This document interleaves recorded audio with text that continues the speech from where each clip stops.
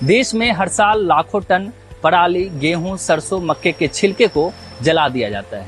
वो इसलिए क्योंकि यह उनके लिए वेस्टेज होता है। मध्य प्रदेश के मुरैना के रहने वाले शुभम के लिए यह गोल्ड से कम नहीं है। शुभम इन वेस्टेज से पेपर, पल्प शीट और फर्नीचर बोर्ड जैसे आइटम को बनाते हैं। पराली और भूसी का जलना पॉल्यूशन का बड़ा कारण है, लेकिन क्रस्ट कंपनी के फाउंडर शुभम सिंह ने इसे बेहतरीन तरीके से यूटिलाइज कर लाखों का बिजनेस खड़ा किया है। लंदन में केमिकल इंजीनियरिंग की पढ़ाई कर रहे शुभम को एक बार न्यूज़पेपर पढ़ते हुए इस बिजनेस का आइडिया आया।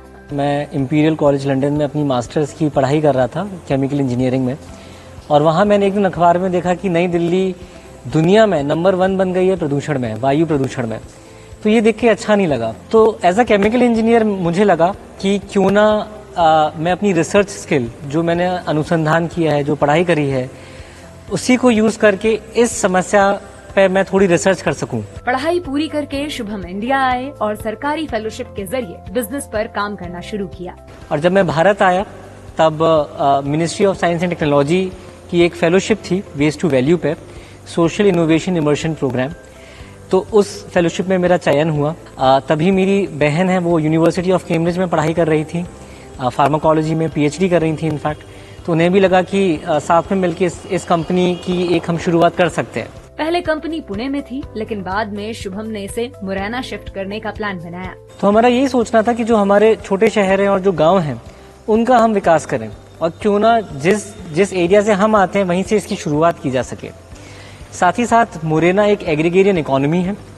यहाँ पे 5-6 तरीके के क्रॉप्स लगते हैं। बारले लगता है, सरसों लगता है, धान लगती है, गन्ना भी लगता है।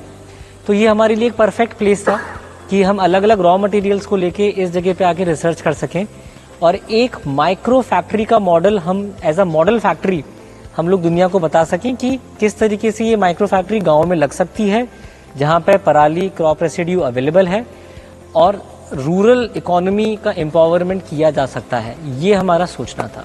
आज शुभम की कंपनी कई तरह के प्रोडक्ट्स बना रही है, जो अफोर्डेबल होने के साथ साथ इको फ्रेंडली भी है। काफी सारे इनोवेटिव प्रोडक्ट्स पे हम लोग काम कर रहे हैं। पल्प पे काम कर रहे हैं। पल्प लुगदी होती है जिससे कागज बन सकता है, उससे हमने कैरी बैग्स बनाए हैं, उससे हमने टेबल वेयर भी बनाए हैं, दोने, पत्तल वगैरह, प्लेट्स बनाई हैं। इसके अलावा हमने बोर्ड्स बनाए हैं। ये भी ट्री फ्री बोर्ड्स हैं, जो फर्नीचर बनाने के लिए यूज़ किए जा सकते हैं और कंस्ट्रक्शन में भी यूज़ किए जा सकते हैं। खासियत इन बोर्ड्स की ये है कि ये जो बोर्ड्स लकड़ी के जो पार्टिकल बोर्ड और एमडीएफ बोर्ड आते हैं, उनसे डबल है स्ट्रेंथ में, और 7 गुना ज़्यादा अच्छे हैं मॉइस्चर रेजिस्टेंट में। साथ ही साथ जो सबसे बड़ी खासियत वो ये है कि ये फॉर्मेल्डिहाइड फ्री है। फॉर्मेल्डिहाइड एक कैंसर कॉजिंग केमिकल है जो हमारे हर घर के फर्नीचर में होता है। तो उस चीज़ पे हमने रिसर्च करी है, और भारत का पहला फॉर्मेल्डिहाइड फ्री बोर्ड बनाया है जो पराली से बन के बना है। ये हमारे प्रोडक्ट्स की खासियत है। शुभम बताते हैं कि उन्हें फंडिंग में ज्यादा दिक्कत नहीं आई, क्योंकि सरकार को उनका ये आइडिया काफी पसंद आया था।